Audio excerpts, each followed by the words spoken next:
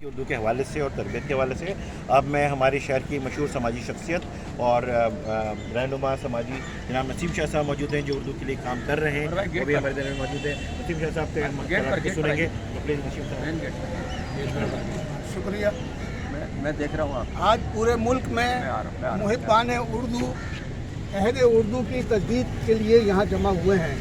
ہم چاہتے ہیں کہ اس ملک میں نفاذ اردو جتنی جلد ہو جائے وہی بہتر ہے۔ یہ بڑا المیہ ہے کہ آج ایک طویل عرصہ گزر جانے کے باوجود بھی 70 سال سے زیادہ عرصہ گزر جانے کے باوجود بھی ہم پاکستان میں اپنی قومی زبان کا نفاذ نہیں کر سکے۔ دیکھیے، پاکستان جو قائم ہوا تھا وہ دو بنیادوں پر قائم ہوا تھا، ایک مذہب اسلام اور دوسرا اردو زبان۔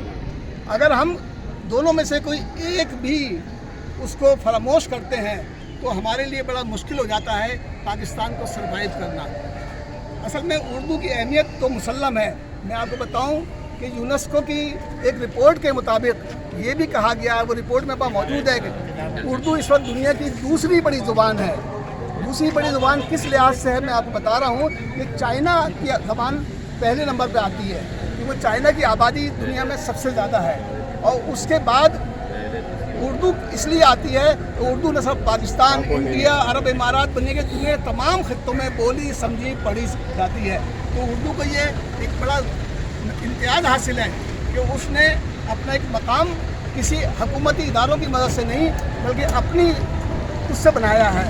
اب اردو کا جو مسئلہ ہے، آج افسوس تو یہ ہوتا ہے کہ پاکستان کے 3 آئین بنے، تینوں آئینوں میں واضح طور پر لکھا ہوا ہے کہ اردو پاکستان کی قومی اور سرکاری زبان ہوگی۔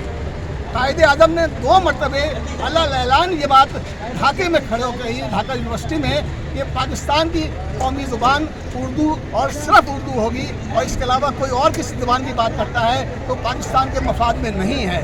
اسی طریقے سے جب